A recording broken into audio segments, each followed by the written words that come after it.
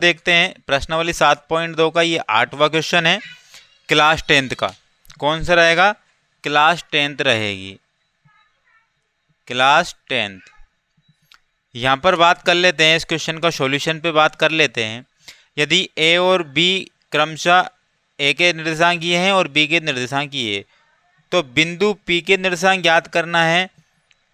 A P बराबर 3/7 A B हो तो पी रेखाखंड किस पर स्थित है? ए बी पर स्थित है। तो आइए इसको हम रेखाखंड के माध्यम से समझते हैं। तो सबसे पहले तो ये रेखाखंड हमने बना लिया। तो ये तो रेखाखंड का बिंदु ए है और ये रेखाखंड बिंदु बी है। तो ए के निर्देशांक लिखे हमने और उसके बाद में -2 बी के निर्देशांक भी लिख लिए भाई, ये हमने बी के निर्देशांक भी लिख लिए। अब यहाँ पर इसको थोड़ा सा क्या करते हैं, डिनोट करते हैं। ए बी बराबर क्या है? 3/7 ए बी।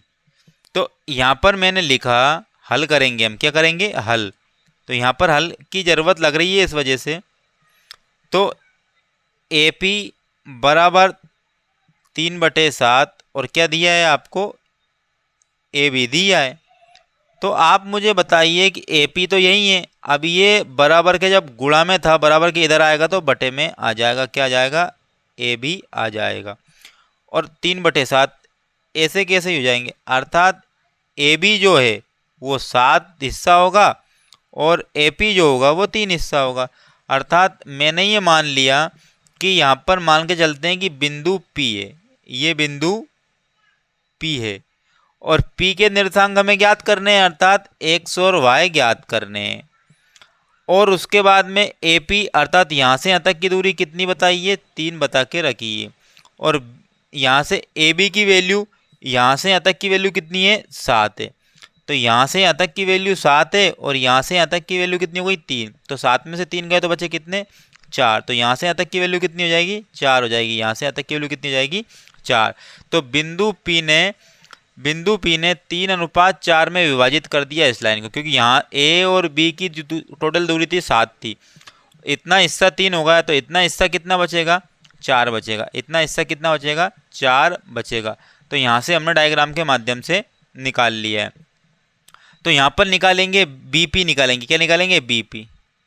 तो बीपी बराबर A B minus A P, A B minus A P. तो बीपी निकालेंगे यहाँ से, तो ए बी कितना होगा? ए बी 7 होगा, माइनस ए पी कितना है? 3 है। तो बराबर कितने आ गए? 4 आ गए। तो बीपी की वैल्यू कितनी आ गई? यहाँ से बीपी की वैल्यू 4 आ गई। इस तरीके से यहाँ से बीपी की वैल्यू हमने निकाल ली। अब आइए आगे चलते हैं। तो क्या पूछा है इसने? ए और बी बिंदु पी के निर्देशांक ज्ञात करने हैं, बिंदु पी के निर्देशांक ज्ञात करने हैं। तो यहाँ पर हम क्या लगाएंगे? विभाजन का सूत्र लगाएंगे। क्या लगाएंगे? विभाजन सूत्र लगाएंगे। तो यहाँ पर मैं आपको डिनोट कर दूं, ये x1 है और ये y1 है, ये x1 है, ये y1 है, और ये x2 और ये y2 है। ये आपको विशेष ध्यान रखना होगा। और ये m1 है तो ये क्या होगा? m2 होगा। m1 और m2 इस बार सेम नहीं है, इसलिए इनका क्या होगा? मल्टीप्लाई होगा।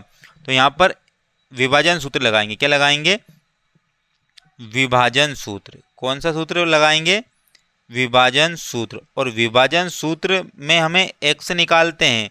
क्या निकालते हैं? x निकालते हैं। तो क्या करते हैं? m1 x2 और m2 x1 अपॉन में क्या कर देते हैं? m1 प्लस में m2 कर देते हैं। और वहीं यदि अगर हमें y निकालना होता तो क्या करते हैं? m1 y2 प्लस में m2 y1 और अपोन में क्या कर देते हैं? m1 प्लस में m2। ये विभाजन सूत्र है, ये विभाजन सूत्र है। अब आइए इसमें पुट करते हैं। m1 क्या है? 3 है। m1 क्या है? 3। तो यहाँ पर लिख दिया 3, यहाँ पर लिख दिया 3 इन 2 में। क्या लिख दिया? इन 2 में। अब यहाँ से देखेंगे x2। अब x2 की वैल्यू क्या है? x2 की वैल्यू क्या है? यहाँ पर 2 है तो 2 लिख देंगे। साइन प्लस का है तो प्लस लगा देंगे। m2 की वैल्यू कितनी है? 4 है। और इन 2 में x1 की वैल्यू कितनी है? -2। कितनी है? -2 बटे में m1 प्लस m2 मतलब 3 और कितने होगा? 4। तो लिखेंगे 3 प्लस में 4। ये निकाल रहे हैं हम वैल्यू x की, किसकी निकाल रहा है x की, और यहाँ पे निकालेंगे y की निकाल लेंगे साथ में।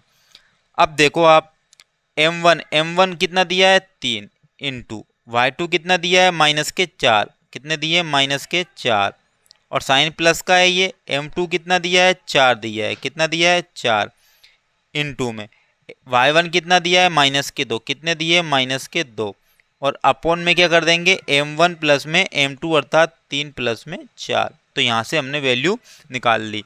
अब यहाँ से कैलकुलेट करते हैं, बराबर 3 दूने कितने होगा 6 होगा, प्लस में 4 दूने कितने होगा 8, लेकिन साइन माइनस का तो माइनस और प्लस कितने हो जाएंगे माइनस हो जाएंगे, ये माइनस है तो 4 दूने कितने हो गए 8 हो गए, अपॉन में 3 और 4 कितने हो गए 7 हो गए।